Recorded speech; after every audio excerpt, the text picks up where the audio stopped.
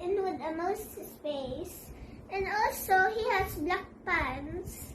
And also, he has big shoes. And another one is big too. And also, he has big gloves to clap, clap, clap. And also, she has big ears to hear me what I'm doing. Bring this when I travel.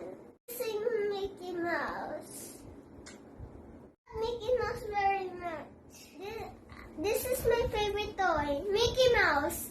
And I love collecting it.